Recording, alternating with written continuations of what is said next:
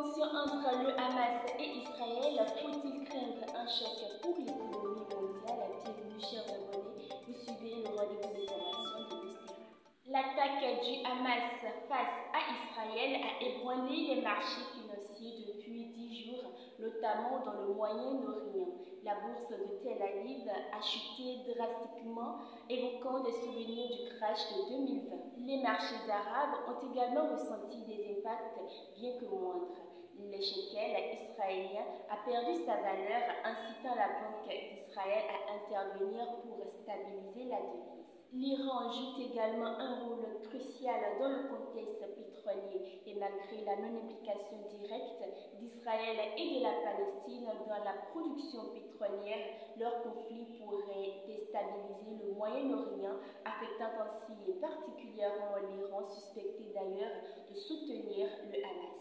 Toute action israélienne contre l'Iran risquerait alors de bouleverser le prix du pétrole comme observé lors des tensions précédentes.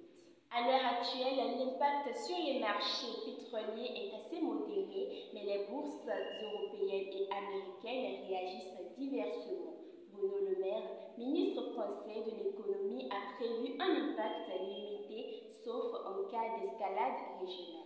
Toutefois, toute perturbation majeure des approvisionnements iraniens pourrait avoir des répercussions significatives.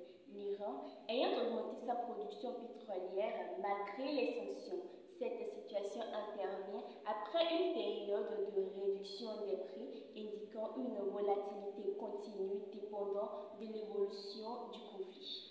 Deuxième actu, la performance d'OpenAI, entreprise derrière ChatGPT, est impressionnante avec un chiffre d'affaires dépassant 1,3 milliard de dollars.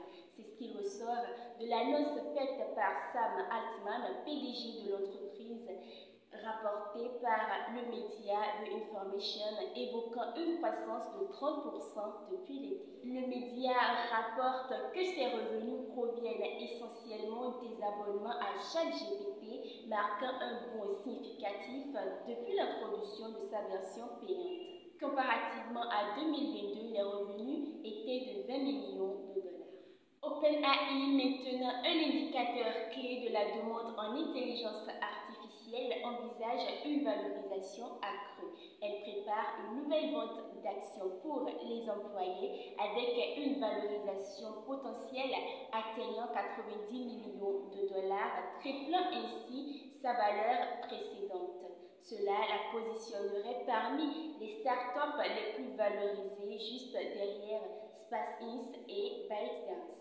C'est la fin de ce rendez-vous d'information que je vous remercie d'avoir suivi.